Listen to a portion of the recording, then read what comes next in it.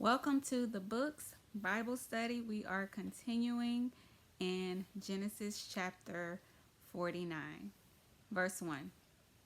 And Jacob called his sons and said, Gather together, that I may tell you what shall befall you in the last days. Verse 2.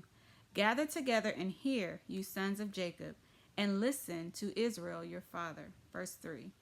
Reuben, you are my firstborn, my might, and the beginning of my strength, the excellency of dignity and the excellency of power. Verse 4.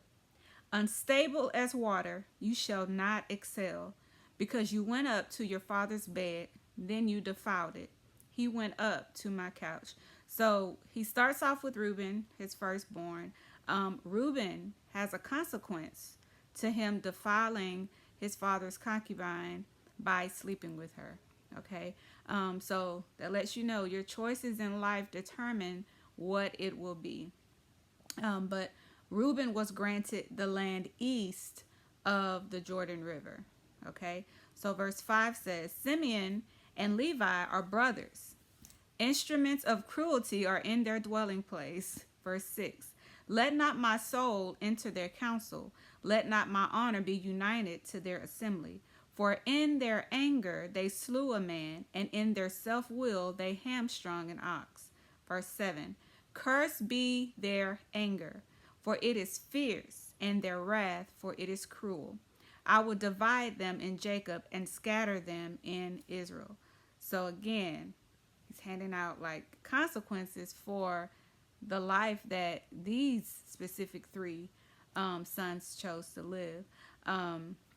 If y'all remember, Simeon and Levi were the ones that went after Shechem for defiling their sister Dinah, right? They killed all the men. They took captive their wives, their children, and their animals. Just them two, right? So anger that is acted out can easily cause you to be on the other side of God's grace. Okay, so Simeon was located on the southern part of Judah's land, and Levi, as we know, did not have a specific allotment of land because they were the priests, right? And we know that Moses, Aaron, they were Levites. And so they just had territory scattered amongst all the other children of Israel because each tribe needed to have the priest for them, right? Verse 8, Jacob says, Judah, you are he whom your brothers shall praise. Your hand shall be on the neck of your enemies. Your father's children shall bow down before you. Verse 9, Judah is a lion's whelp. From the prey, my son, you have gone up. He bows down, he lies down as a lion, and as a lion, who shall rouse him? Verse 10, the scepter shall not depart from Judah, nor a lawgiver from between his feet until Shiloh comes. And to him shall be the obedience of the people. So the dominion, the rulership, the headship, kingship would not depart from Judah. There will always be a ruler from the house of Judah. And we know this, Caleb was from Judah, David, Solomon, and of course Jesus came from the tribe of Judah, which he is the final king. And there was a point where Judah went into exile, right? But there always remained some form of government within this tribe. And Judah that was southern Israel, right? Jerusalem, Hebron, Bethlehem, that was the territory that Judah was. Verse 11 says, binding his donkey to the vine and his donkey's colt to the choice vine, he washed his garments in wine and his clothes in the blood of grapes. Very wealthy, right? Very prosperous. Verse 12, his eyes are darker than wine and his teeth whiter than milk. So those two verses emphasizes Judah's prosperity in the land that he was promised.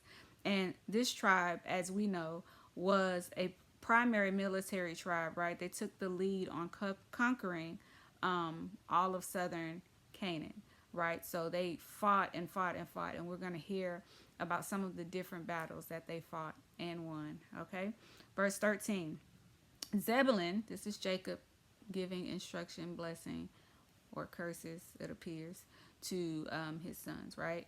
Zebulun shall dwell by the haven of the sea. He shall become a haven for ships, and his border shall adjoin Sidon.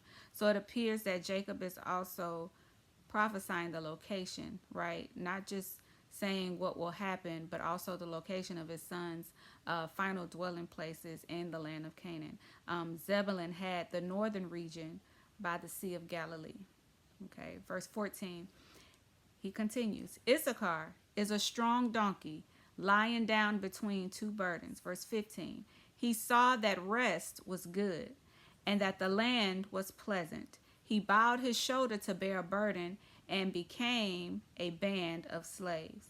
Right? So God is who appoints the limits to our duties, to our habitation, to our lineage. And Issachar would be a strong tribe, mostly inclined to hard labor, right? Working in the fields in the fertile Jezreel Valley. Verse 16. Dan shall judge his people as one of the tribes of Israel. 17. Dan shall be a serpent by the way, a viper by the path, that bites the horse's heels so that its rider shall fall backward. Verse 18.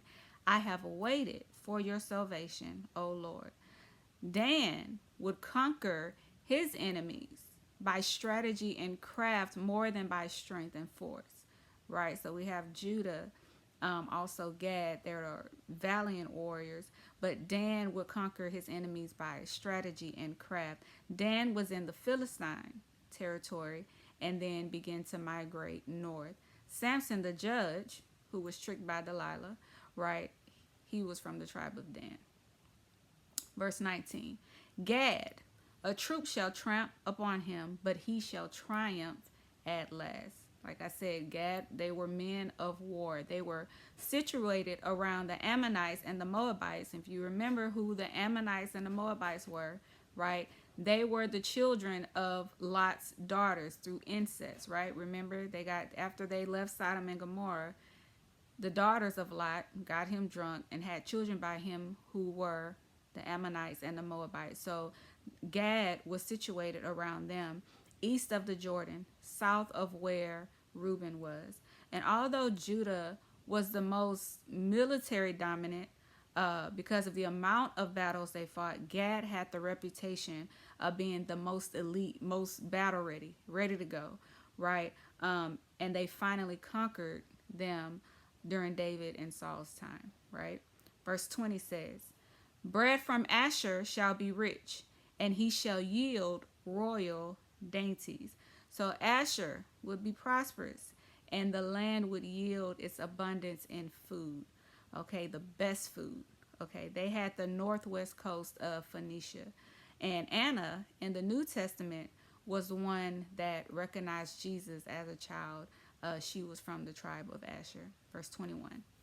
Naphtali is a deer let loose. He uses beautiful words. So Naphtali, very eloquent, not wild, but agile, very confident. They settled in northern Israel, later known as Galilee. One of the military leaders, Barak, who worked with prophetess Deborah, which we'll read about later, led Israel to victory against Sisera, which we'll read about when we get to Judges. Okay, verse 22. Joseph is a fruitful bow by a well. His branches run over the wall. Verse 23. The archers have bitterly grieved him, shot at him, and hated him. Verse 24. But his bow remained in strength, and the arm of his hands were made strong by the hands of the mighty God of Jacob. From there is the shepherd, the stone of Israel. Verse 25. By the God of your father who will help you, and by the Almighty who will bless you with blessings of heaven above, blessings of the deep that lies beneath, blessings of the breast and of the womb. Verse 26. The blessings of your father have excelled the blessing of my ancestors up to the utmost bound of the everlasting hills. They shall be on the head of Joseph, and on the crown of the head of him who has separate from his brothers. So we know Joseph was separated into two.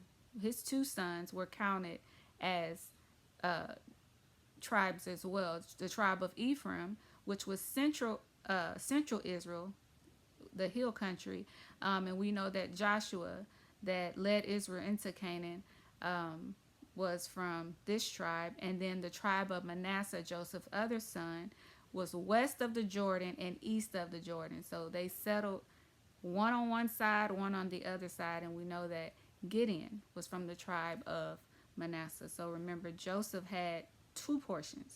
So Ephraim and Manasseh, Joseph's sons, were counted as a part of the tribes of Israel.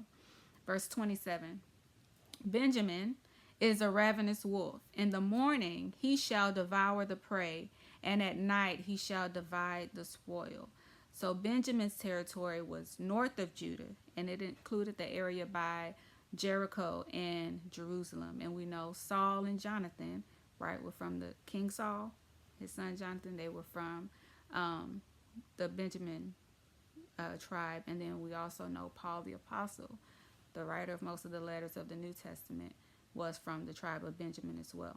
Verse 28, all these are the 12 tribes of Israel, and this is what their father spoke to them. And he blessed them.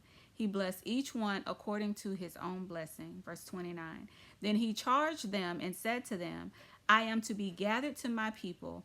Bury me with my fathers in the cave that is in the field of Ephron the Hittite. Verse 30, in the cave that is in the field of Machpelah, which is before Mamre in the land of Canaan, which Abraham bought with the field of Ephron the Hittite as a possession for a burial place. Verse 31. And they buried Abraham and Sarah his wife. There they buried Abraham and Sarah his wife. There they buried Isaac and Rebekah his wife. And there I buried Leah. Verse 32. The field and the cave that is there were purchased from the sons of Heth. Verse 33. And when Jacob had finished commanding his sons, he drew his feet up into the bed and breathed his last, and was gathered to his people. So, just for geographical purposes, in the south we had Judah and Simeon, right? In the central part we had Benjamin, Ephraim, and Manasseh. In the northern part we had Naphtali, Zebulun, Issachar, Asher, and Dan. And then east of the Jordan you had Reuben, Gad, and the other half of Manasseh. And then scattered throughout each tribe, of course, was the tribe of Levi. These were the Levites over the things in the tabernacle, right? The priests. And so that's how they got to where they were. These were the blessings that their father spoke upon them.